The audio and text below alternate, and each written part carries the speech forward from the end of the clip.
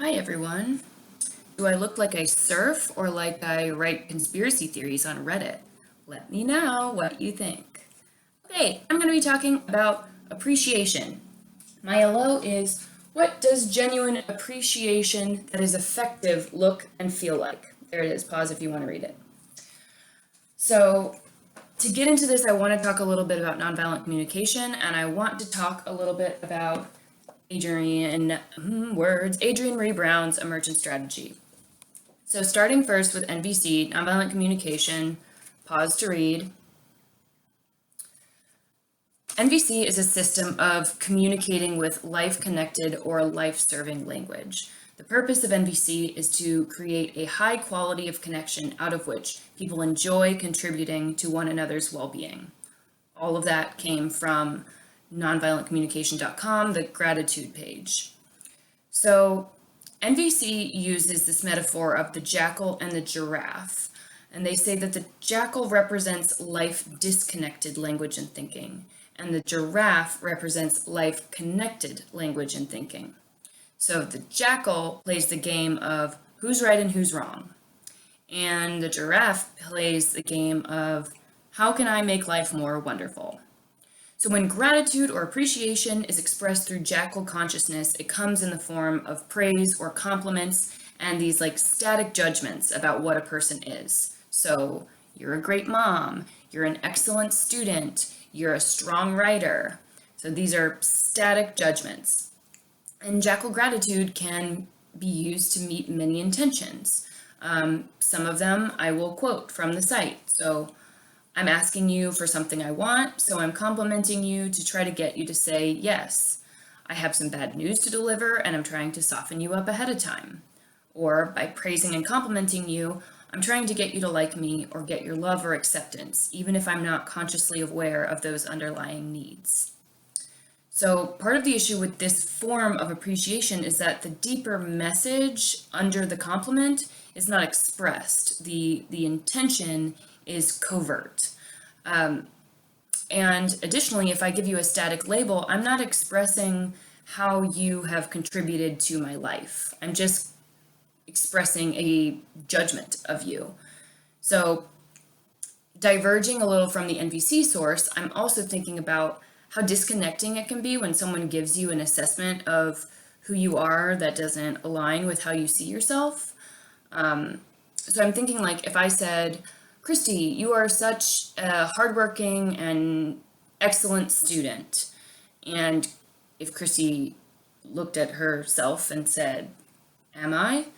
Like, I have just created a judgment that if it does not align with Christy's judgment of herself, like the outcome is disconnect between us. I haven't seen Christy, I haven't heard Christy, I don't understand how Christy sees herself.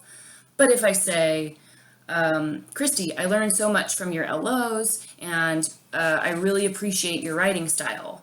I've now situated my appreciation in my experience of Christy. Pause to read. Okay, so back to NVC source, another issue with expressing appreciation in this like jackal dynamic is that people can read the dissonance between your words and your intentions, and trust is eroded, suspicion crops up, you're building disconnect, or you are disconnecting. So another issue with that, with compliments, static assessments, praise in that form. Moving to the giraffe. So the purpose of giraffe gratitude, or NVC gratitude, is celebration. And I quote, when somebody has said or done something that's contributed to your needs, you celebrate that awesome power we have to make each other's lives more wonderful. A secondary purpose for gratitude is feedback. Whenever any one of us speaks or acts, we want our words or our actions to contribute to life. Gratitude and appreciation gives me feedback, letting me know I succeeded in that intention. So the components of NVC gratitude are observation, need, and feeling. I won't diagram this out too much. You can look it up if you want more context about how this works, but it's pretty simple. Observation is something specific. So not when you're nice to me, but when you looked up sources for my LO. So when you looked up sources for my LO, that meant my need for support, and I felt grateful. So observation, need that was met, and my feeling around that. So it's a way to kind of deeply engage with why you appreciate something, why it strikes you as beneficial, how it sits with you, and then it's letting someone know like how their actions or their words affect you and affected you, and also like it strengthens how you understand each other.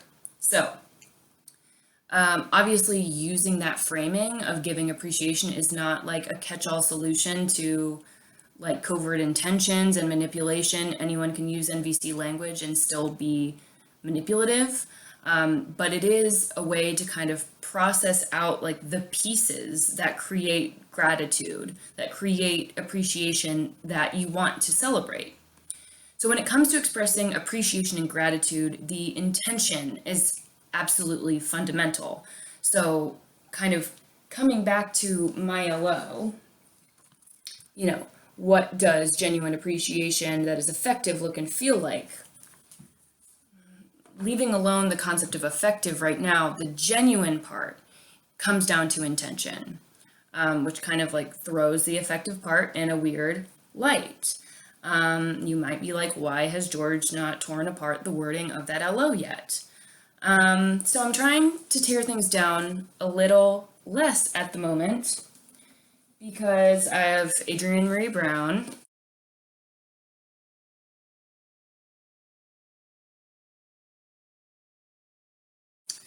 And she said something about critique that it was hard for me to hear and therefore important. So this is a quote from her poem, A Complex Movement. She says, "Critique is a seductress. Her door is always open. So what if you get some?" So hard pills for George to swallow. How easy it is to critique things, how easy it is to deconstruct, to pull things apart, how compulsive it is for me at this point. And so I'm stepping away from that and looking more at, pausing for a moment. I'm looking more at what it would mean to try to build as much as I tried to destroy. And I'm thinking about something that Adrienne Maree Brown talks about that is part of emergent strategy, which is biomimicry. So biomimicry is humans imitating systems, shapes, or elements of the natural world in order to solve human problems. So she talks a lot about, non-human organisms in emergent strategy. And one of the things she says is, oak trees don't set an intention to listen to each other better or agree to hold to each other when the next storm comes. Under the earth, always, they reach for each other. They grow such that their roots are intertwined and create a system of strength that is as resilient on a sunny day as it is in a hurricane. Which has me thinking about like kind of the addendum to like NVC and the addendum to like learning tools or best practices for doing gratitude in a way that's effective is like trusting what is inside of us. That's like what I'd get from that. Oh, wow. Just a moment. I don't remember what words I was saying, but I know my gist, which was that like the skills and the impulses, the understanding is inside us somewhere to seek connection, true, genuine connection, and appreciation is part of that. Celebration of each other is part of that. So Adrienne Maree Brown says, many of us have been socialized to understand that constant growth, violent competition, and critical mass are the ways to create change. But emergence shows us that adaptation and evolution depend more upon critical, deep, and authentic connections, a thread that can be tugged for support and resilience.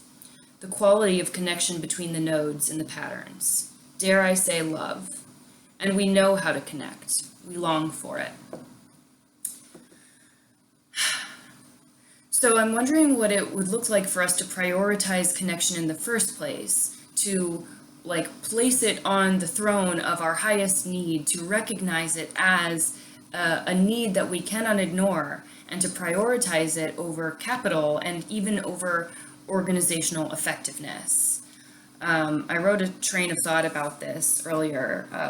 What abundance could emerge? What collective benefit might we share if instead of scouring the internet for best practices, we sometimes looked into ourselves. We looked to each other, we stated our needs, we reflected on what we loved about each other, we threw each other tiny parties in our brains and then told each other about it.